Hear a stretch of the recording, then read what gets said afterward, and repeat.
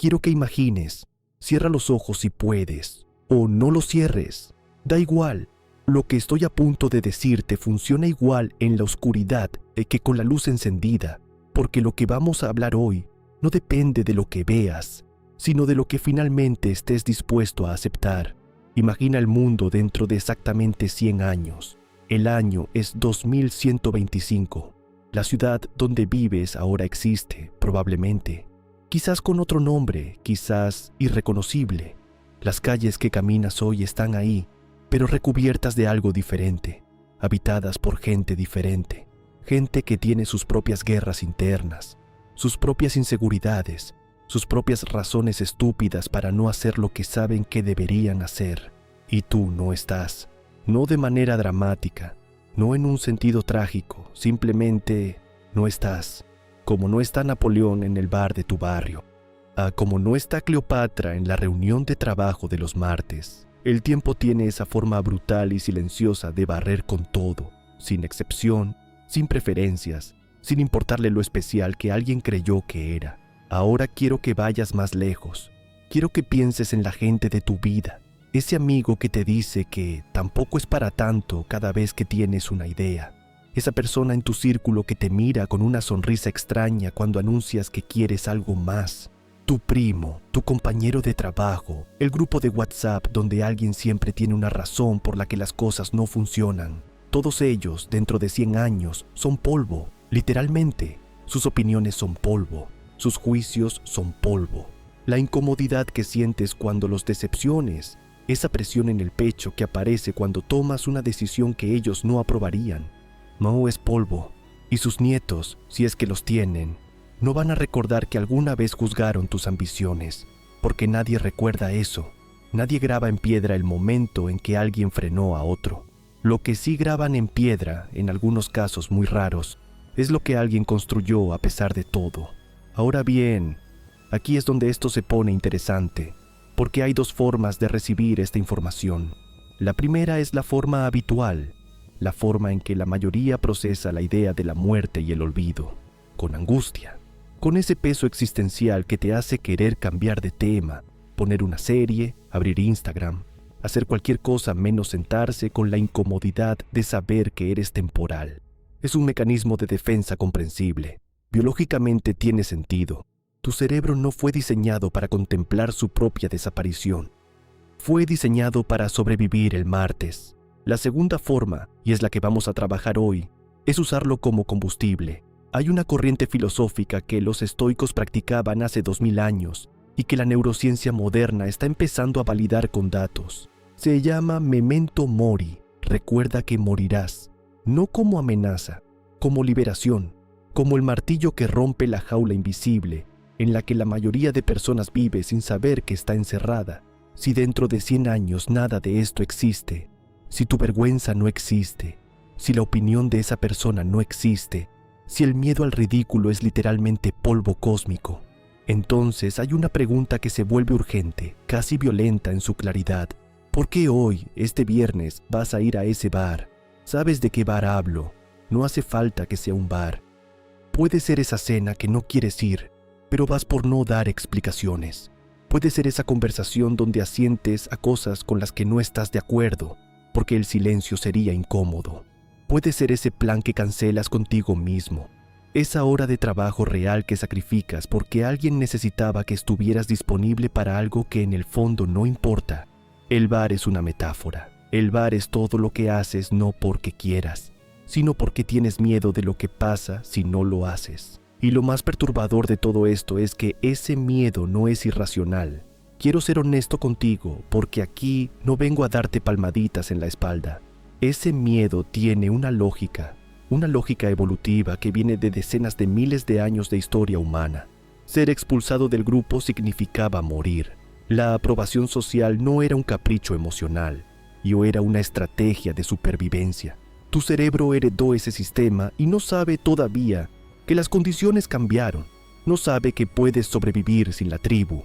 No sabe que el ostracismo social ya no es una sentencia de muerte en la sabana africana, sino simplemente una noche incómoda que pasa. Pero eso lo vamos a diseccionar después, con más profundidad con la ciencia que hay detrás de por qué querer encajar no solo es humano, sino que en el mundo moderno se ha convertido en una condena silenciosa a la mediocridad. Por ahora quédate con esto: el mundo en el que vives está lleno de gente que toma decisiones basándose en lo que otros van a pensar, decisiones de carrera, decisiones de relaciones, decisiones sobre en qué invertir su tiempo, su atención, su energía, y la mayoría de esas personas, no dentro de 100 años, sino dentro de 10, y van a mirar atrás y sentir ese sabor amargo que no tiene nombre exacto, pero que todos reconocemos. Esa sensación de haber estado en el lugar correcto en el momento equivocado, o peor, de haber estado en el lugar equivocado en todo momento porque nunca te atreviste a ir al correcto. Y yo no estoy aquí para decirte que eso no te va a pasar a ti. No soy ese tipo de persona. No hago ese tipo de promesas. Lo que sí voy a hacer en los próximos minutos es algo diferente. Voy a explicarte con precisión quirúrgica por qué tu entorno actual, las personas que te rodean, el ecosistema social donde operas, probablemente te está asfixiando. No porque sean mala gente necesariamente, sino porque los sistemas humanos tienen una gravedad propia, y esa gravedad tira siempre hacia abajo, hacia la media, hacia lo conocido, hacia lo seguro. Voy a hablarte de la ciencia detrás de por qué callarse la boca. Literalmente no contarle tus planes a nadie es una de las decisiones más poderosas e infrautilizadas que tienes disponible ahora mismo, gratis, sin necesitar nada externo. Hay investigación real, de laboratorio, con grupos de control y datos duros, que explica por qué la gente que más habla de sus sueños es estadísticamente la que menos los alcanza, y tiene que ver con cómo tu cerebro procesa la validación social a nivel neuroquímico. Y voy a hablarte del aislamiento, pero no del aislamiento del que no tiene nadie, sino del aislamiento como herramienta, como elección táctica, como el único entorno en el que cierto tipo de trabajo, cierto tipo de transformación, cierto tipo de construcción puede ocurrir sin que el ruido externo lo contamine antes de que tenga raíces. Pero antes de todo eso, necesito que te quedes con la imagen: 100 años, polvo, silencio. Tus miedos de hoy, vistos desde ahí, son casi ridículos en su pequeñez. Y digo casi porque sé que desde dentro no lo parecen. Desde dentro se sienten enormes, reales, urgentes. Esa es la trampa. El sistema nervioso no distingue entre el miedo a un depredador y el miedo a publicar algo que la gente no reciba bien. Para tu amígdala, los dos son emergencias. Los dos activan el mismo protocolo de parálisis o huida. Lo que cambia es lo que está en juego. En la sabana, paralizarte te salvaba la vida. En el mundo moderno, paralizarte es lo que te mata. Lentamente, sin sangre, sin drama.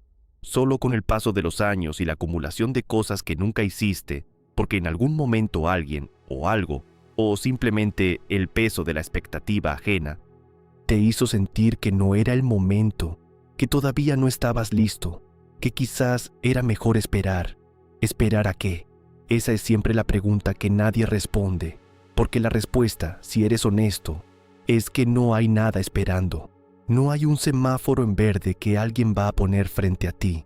No hay un momento perfecto que llegará cuando hayas acumulado suficiente experiencia, suficiente dinero, suficiente aprobación de las personas correctas. Eso no existe. Nunca ha existido. Es una narrativa que el miedo construye para darte algo a lo que aferrarte mientras el tiempo pasa. Y el tiempo pasa. Siempre pasa. Con o sin ti. Con o sin tu permiso. Con o sin que hayas hecho lo que sabías que tenías que hacer. Eso es lo que hace que la perspectiva de los 100 años sea tan útil y tan brutal al mismo tiempo. No es una filosofía de resignación. Es exactamente lo contrario. Es la única perspectiva que tiene el poder de cortar de raíz la parálisis que viene de tomarte demasiado en serio los juicios de personas que, en el contexto real del tiempo, no existen.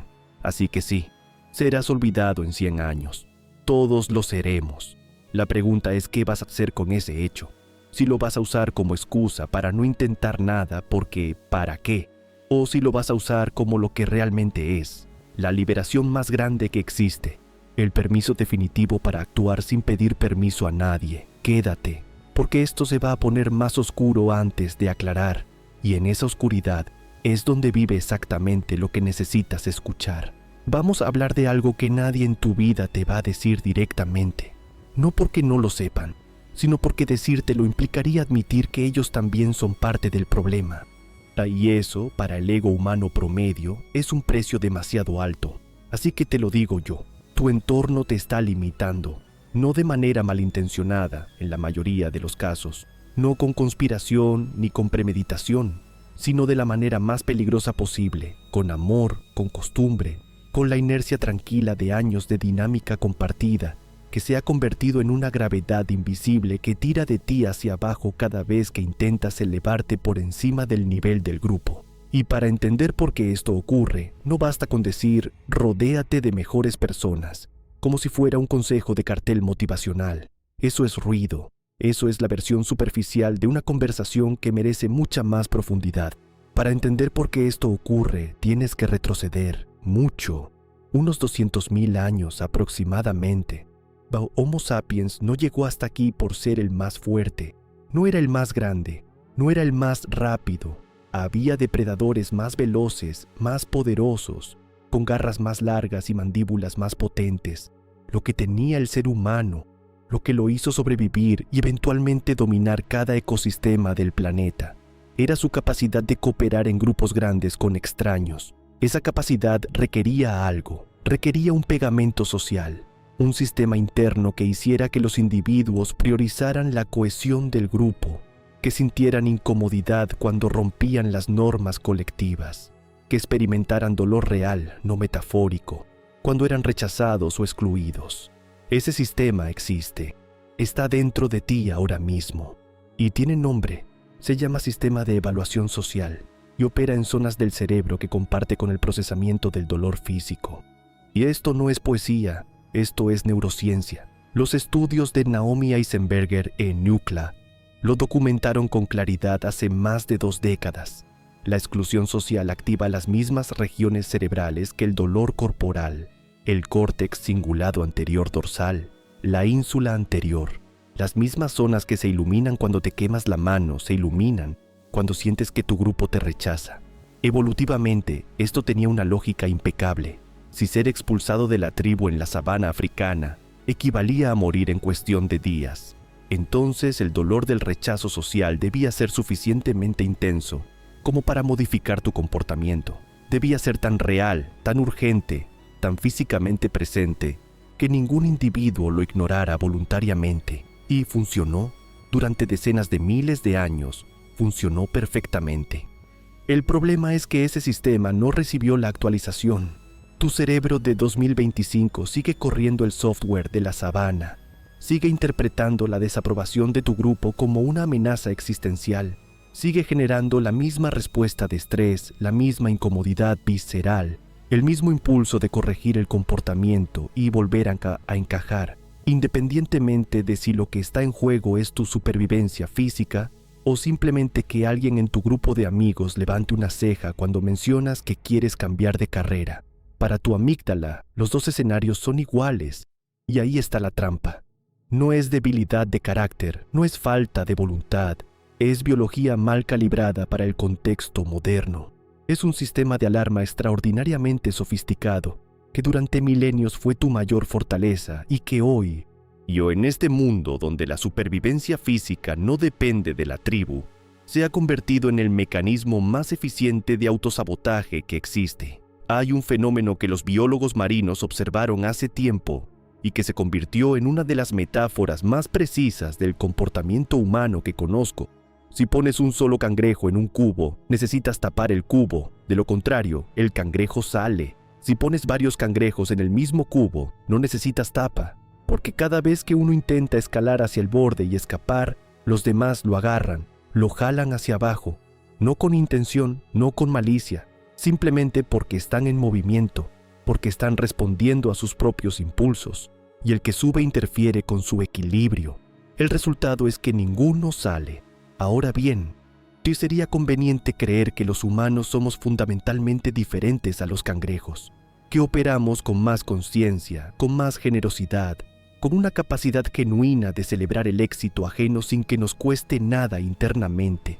Y en algunos casos esto es verdad, Pero en la mayoría, y especialmente en los entornos de proximidad, en los grupos de amigos de siempre, en las familias, en los ambientes laborales estables donde la jerarquía está establecida desde hace años, opera algo muy parecido al cubo, no porque la gente sea mala, sino porque el cerebro humano tiene una relación muy complicada con el progreso de los demás cuando ese progreso amenaza la narrativa que el grupo tiene sobre sí mismo y sobre cada uno de sus miembros.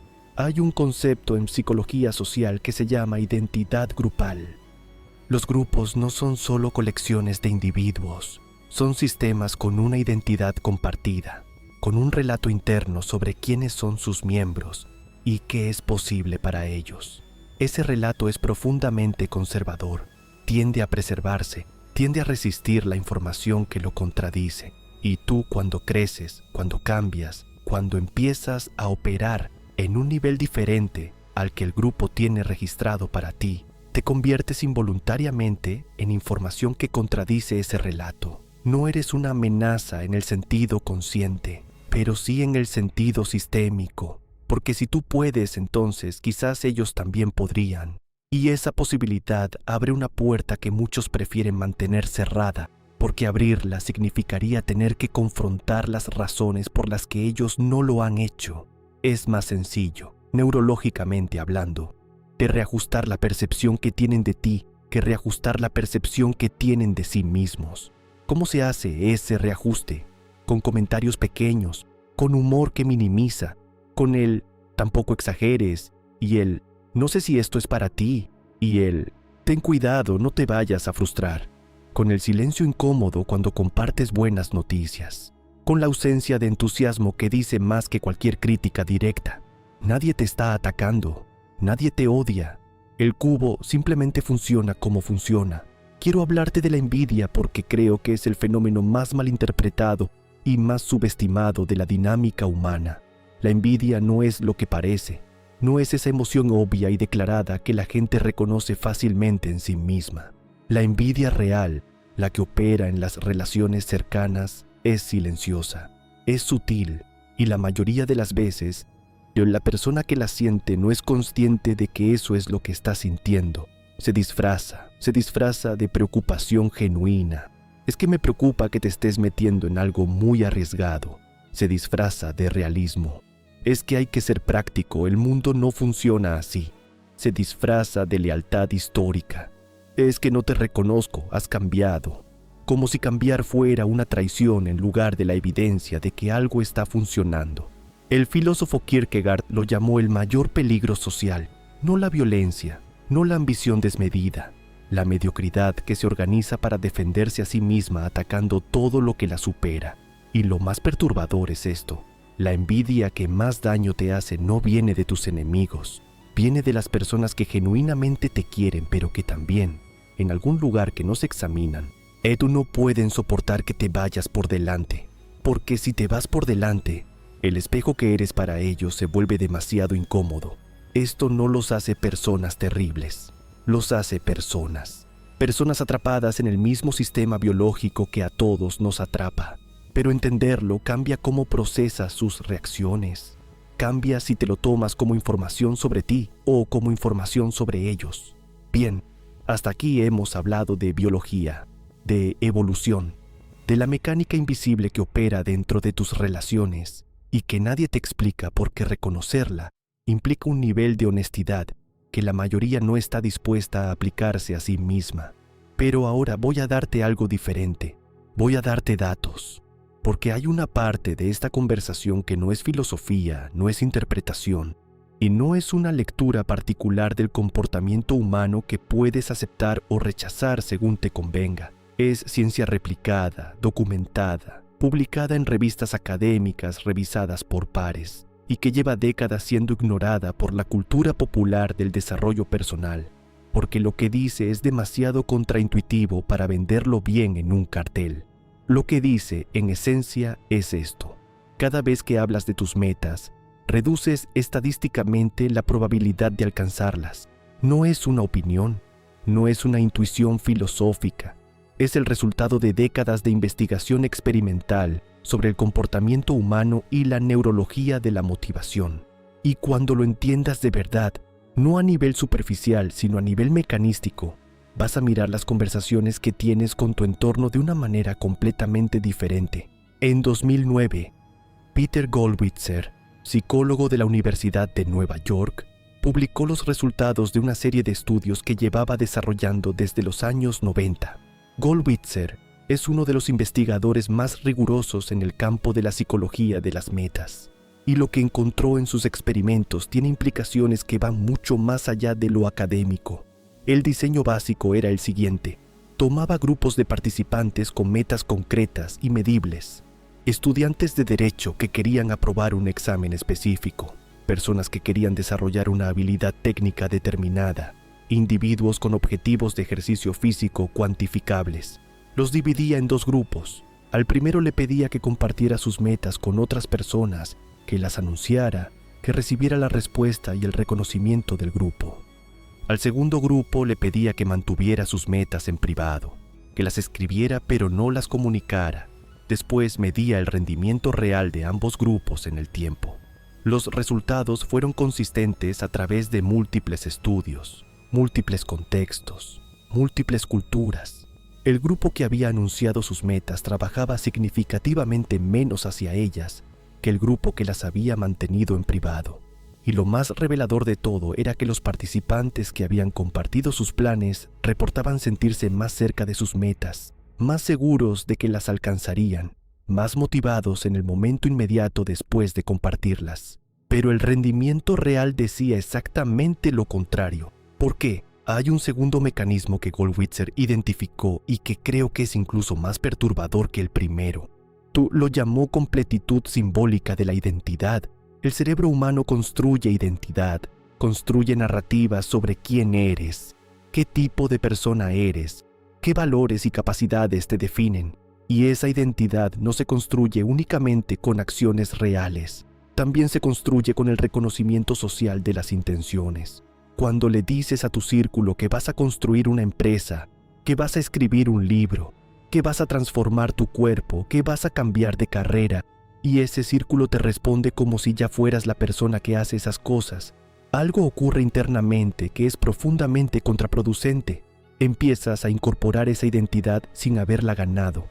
Y una vez que la identidad está incorporada, una vez que tu cerebro tiene acceso a la narrativa de «soy el tipo de persona que hace X», la presión para demostrarlo con evidencia real disminuye, porque la función de esa identidad, la función de saber quién eres, ya está cubierta, ya tienes acceso a ella, sin el trabajo.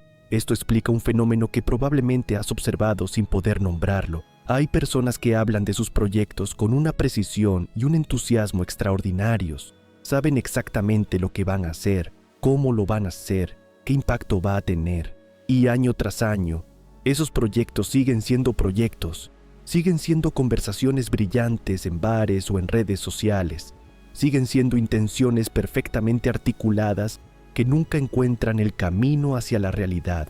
No es pereza, no es falta de inteligencia, es que el cerebro encontró un atajo hacia la recompensa que normalmente vendría del logro, y lo tomó. Porque los atajos son lo que hace el cerebro cuando puede, es su naturaleza, es eficiencia metabólica. El cerebro consume una cantidad desproporcionada de energía y está diseñado para conservarla donde sea posible. La validación social es el atajo y es tan efectivo, produce una recompensa tan similar a la del logro real, que el sistema no tiene incentivo para hacer el trabajo duro cuando puede obtener el resultado químico sin él. Hasta aquí hemos hecho el diagnóstico. Hemos hablado de la biología que te empuja hacia la tribu aunque la tribu te limite. Hemos hablado de la mecánica invisible del cubo de cangrejos y de la envidia que se disfraza de preocupación. Hemos hablado de la neurociencia que explica por qué cada vez que abres la boca sobre tus planes, le robas energía al motor que debería ejecutarlos. El diagnóstico está hecho. Y es incómodo, intencionadamente, porque los diagnósticos cómodos no cambian nada. Los diagnósticos cómodos son los que ya conoces, los que llevas años conociendo, los que no han movido nada en tu vida porque no tienen el peso suficiente para romper la inercia de lo conocido. Este diagnóstico tiene peso, y si lo has sentido en algún momento de los últimos minutos, Si algo de lo que hemos hablado ha producido ese reconocimiento silencioso e incómodo que ocurre cuando alguien nombra algo que sabías pero no habías formulado, entonces estás exactamente donde necesitas estar para recibir lo que viene ahora, porque ahora viene la solución. Y quiero empezar diciéndote lo que la solución no es. La soledad reactiva es la que ocurre cuando el mundo te excluye. Es la soledad del que está solo porque nadie lo ha elegido, porque sus intentos de conexión no han encontrado respuesta, porque las circunstancias, el rechazo, la incompatibilidad con su entorno lo han dejado fuera del calor del grupo.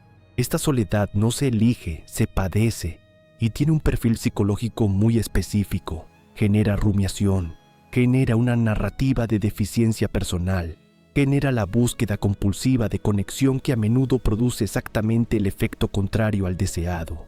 Esta soledad no tiene poder transformador, tiene poder destructivo, y es importante nombrarla con claridad porque el mundo está lleno de personas que confunden estar solo con estar en proceso de construcción, cuando en realidad están simplemente sufriendo un aislamiento que no eligieron y que no están usando para nada.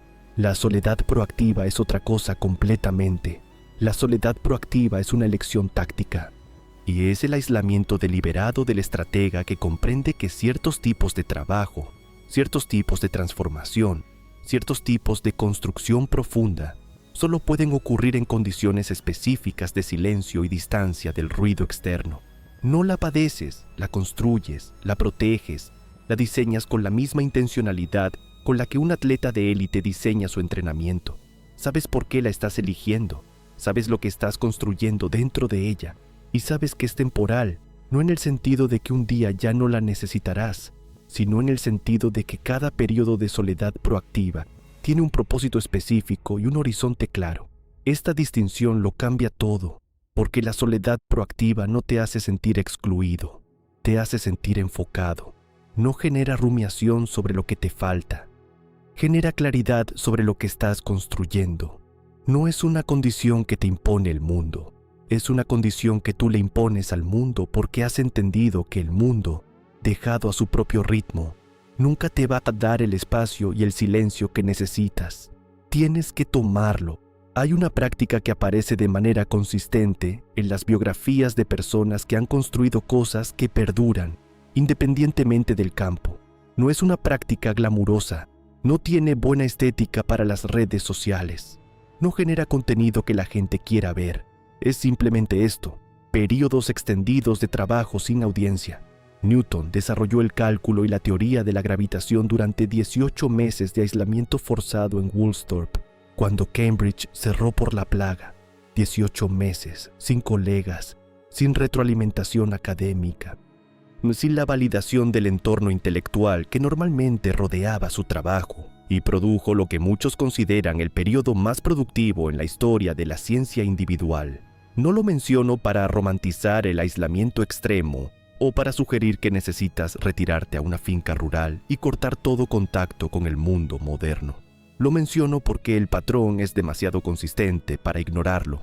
Los grandes saltos en la producción individual, en la calidad del pensamiento, en la profundidad de lo que se construye, tienden a ocurrir en condiciones de baja interferencia social, y en el mundo moderno, donde la interferencia social está disponible literalmente en todo momento, a través de un dispositivo que llevas en el bolsillo, crear esas condiciones requiere un esfuerzo activo y contraintuitivo, y requiere elegir no saber lo que piensan los demás de tu trabajo, hasta que el trabajo esté lo suficientemente avanzado como para que su opinión no pueda descarrilarlo.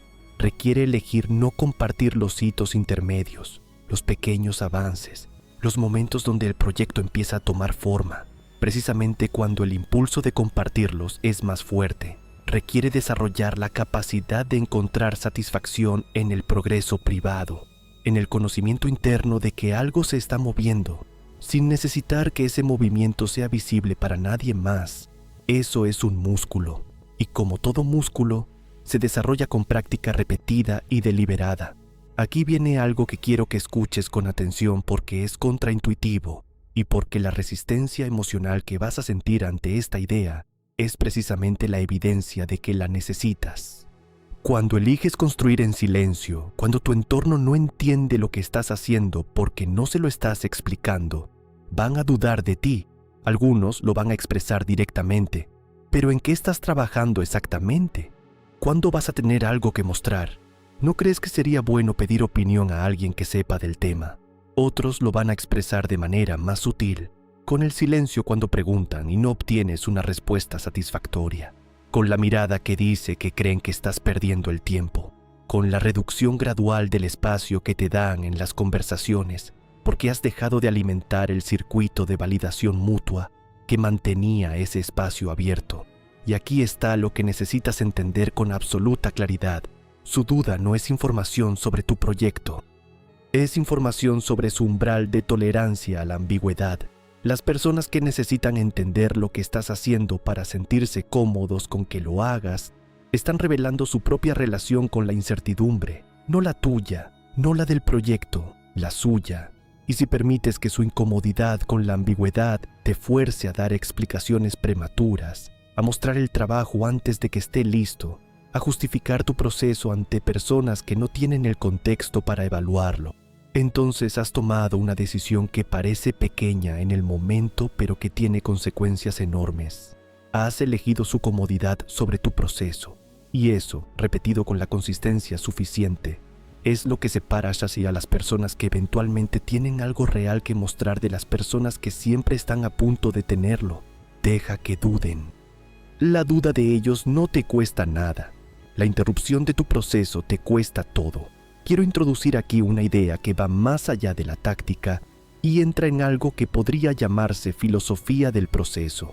Los periodos difíciles, los momentos donde el trabajo no avanza como esperabas, donde los resultados no llegan, donde la distancia entre tu visión y tu realidad actual parece imposible de salvar. Esos momentos no son obstáculos en el camino hacia lo que quieres construir, son el camino. No en el sentido de que el sufrimiento sea bueno en sí mismo, o de que haya virtud en la dificultad por la dificultad, sino en el sentido de que el tipo de capacidad que necesitas para construir algo que dure, algo que tenga peso real en el mundo, no puede desarrollarse en condiciones fáciles. La facilidad no te enseña a manejar la complejidad.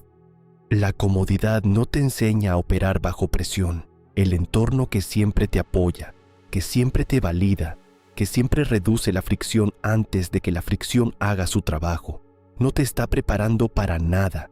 Te está manteniendo en un estado de capacidad estática.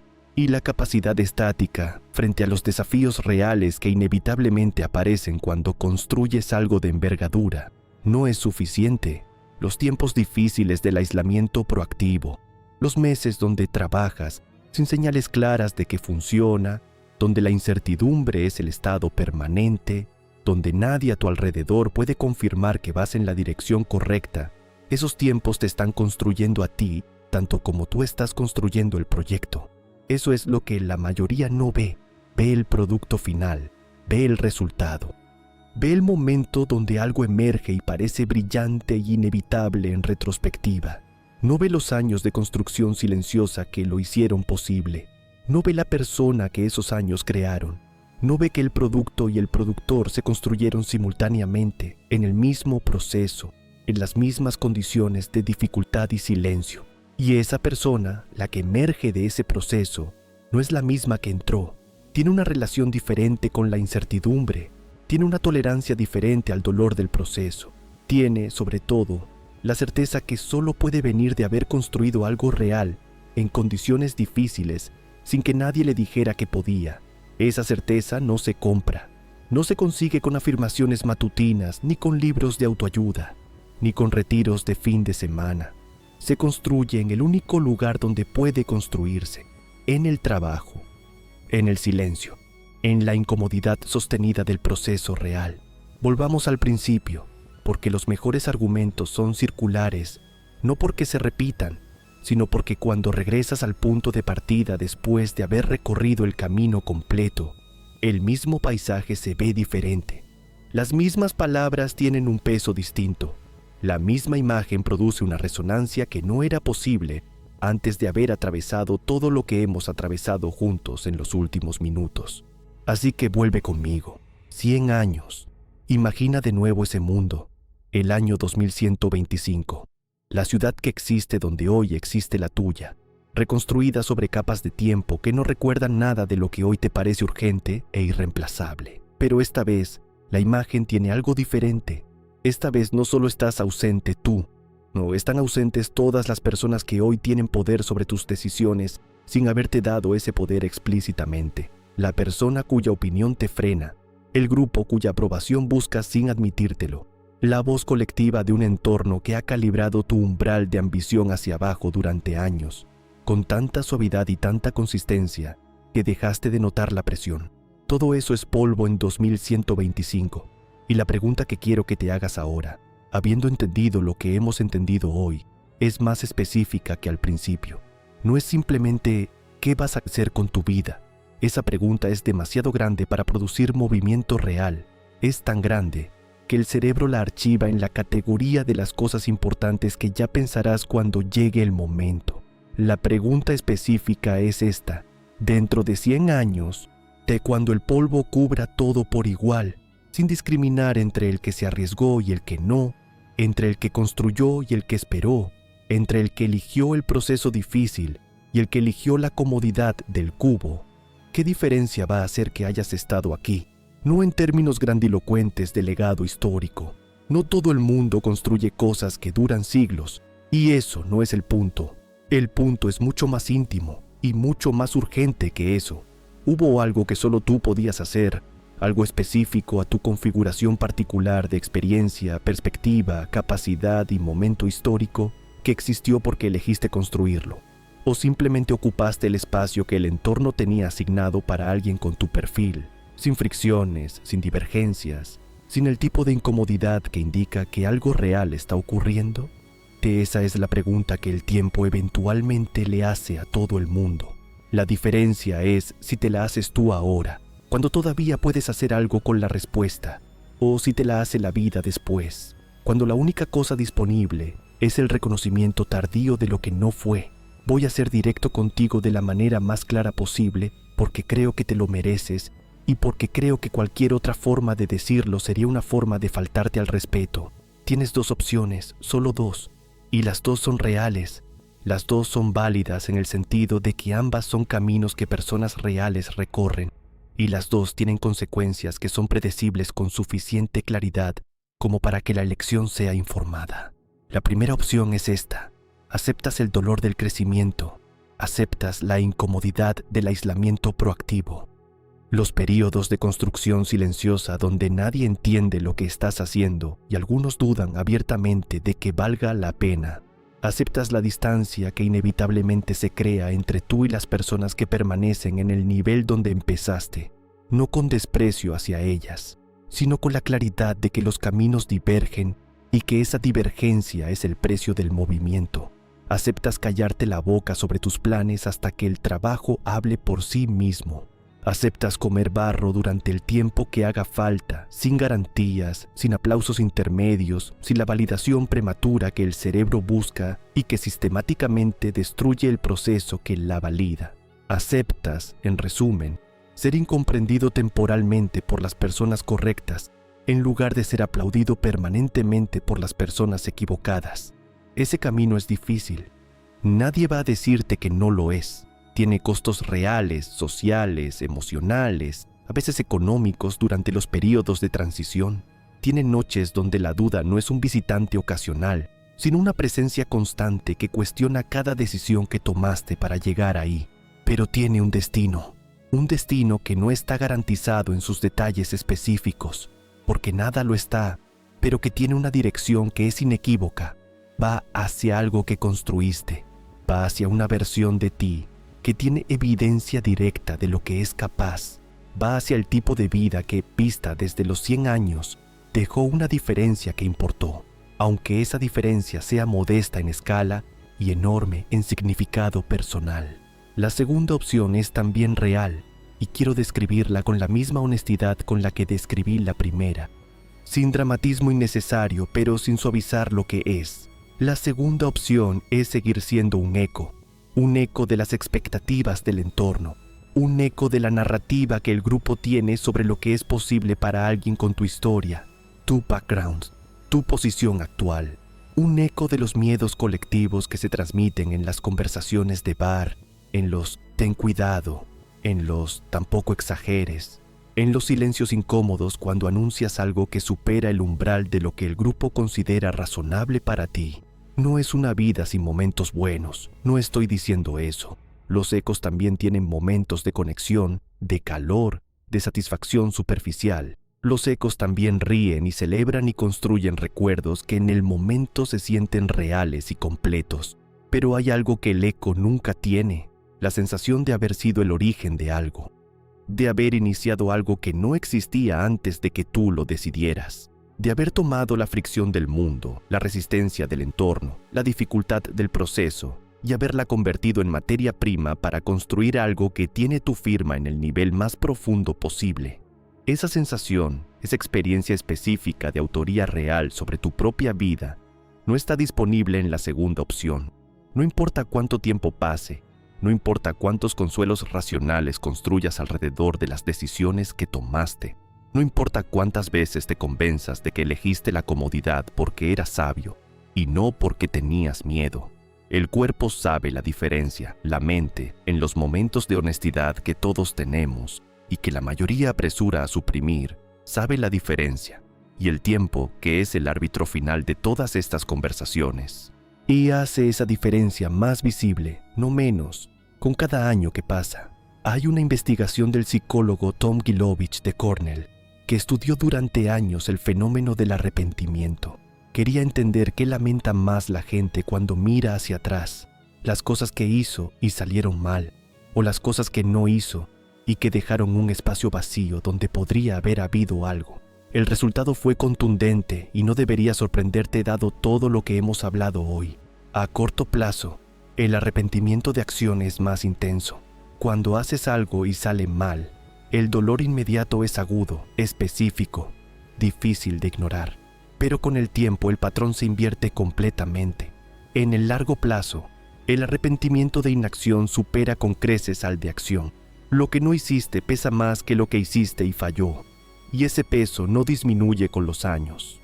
Aumenta, porque con cada año que pasa, la ventana de posibilidad se cierra un poco más y el espacio que dejó lo que no fue se vuelve más definido, más presente, más imposible de ignorar.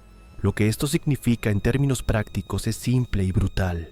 El dolor de intentar algo y fallar es agudo y temporal. El dolor de no intentar nada y saberlo es crónico y permanente.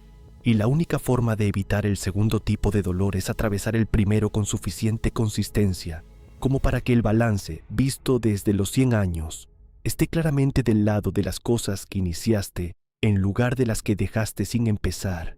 Quiero cerrar con algo que es menos filosófico y más inmediato, más operativo, algo que puedes llevar contigo cuando salgas de aquí y que tiene el poder de cambiar algo concreto en cómo operas mañana. El silencio sobre tus proyectos no es pasividad, no es humildad mal entendida, no es la actitud del que no tiene nada que decir.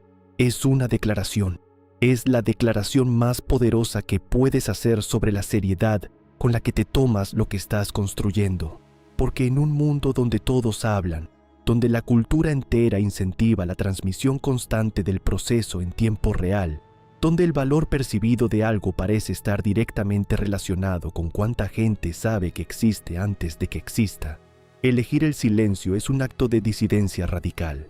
Es decirle al sistema, no con palabras sino con comportamiento, que lo que estás construyendo no necesita validación externa para ser real, que existe independientemente de si alguien lo ve, que su valor no está determinado por la reacción que produce cuando lo describes, sino por lo que es cuando está terminado. Y esa declaración, mantenida con consistencia durante el tiempo que requiere el proceso real, produce algo que va más allá del proyecto específico que estés construyendo. Produce un carácter. Y el carácter, a diferencia de los proyectos individuales que vienen y van, a diferencia de los resultados específicos que el tiempo eventualmente olvida, a diferencia incluso del éxito medido en cualquiera de las formas en que el mundo acostumbra medirlo.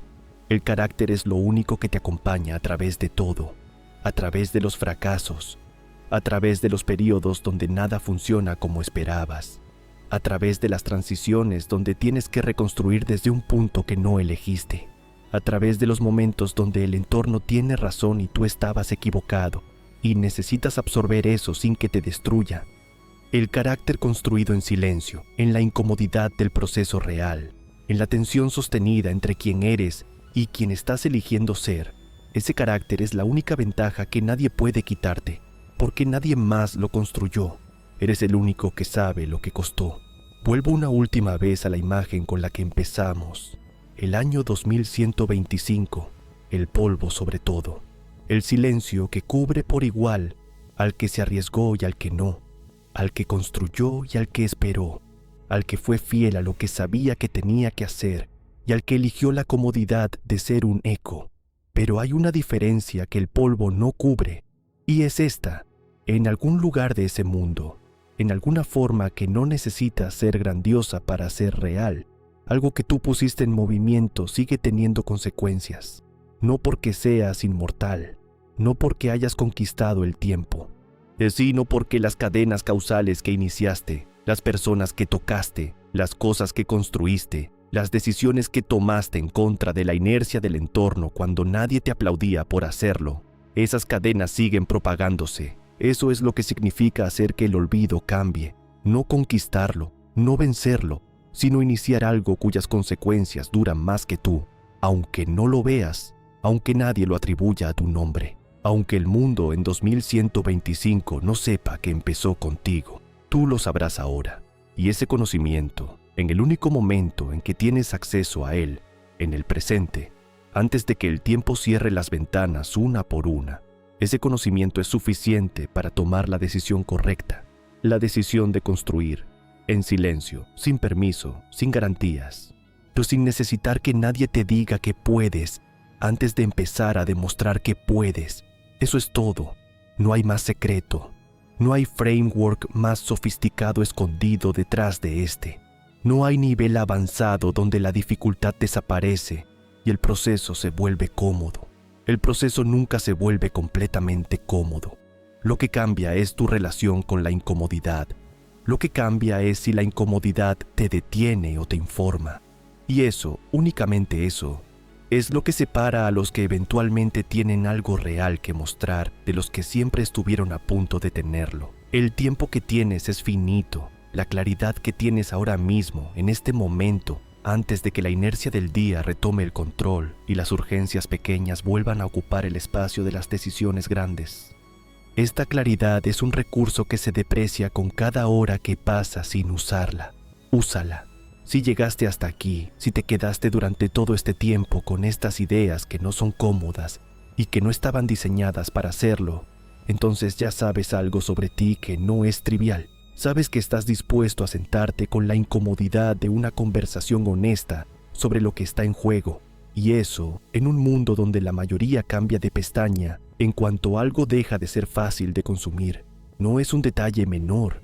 Este canal existe para las personas que prefieren las conversaciones difíciles a las fáciles, para las que eligieron la lucidez sobre el consuelo, para las que entienden que el pensamiento que más necesitas es raramente el que más te agrada escuchar. Si eso describe la relación que quieres tener con las ideas que consumes, entonces ya sabes lo que tienes que hacer. No te pido que suscribas porque el algoritmo lo necesita. Te pido que suscribas si lo que escuchaste hoy es el tipo de conversación que quieres tener de manera regular. Si prefieres que alguien te diga lo que es verdad sobre cómo funciona el tiempo, el entorno y el proceso, en lugar de lo que te gustaría escuchar sobre lo fácil que puede ser todo, si simplemente crees en ti mismo. Hay suficientes voces haciendo eso, segundo. Aquí hacemos lo primero. El botón esté ahí. La decisión, como siempre, es tuya.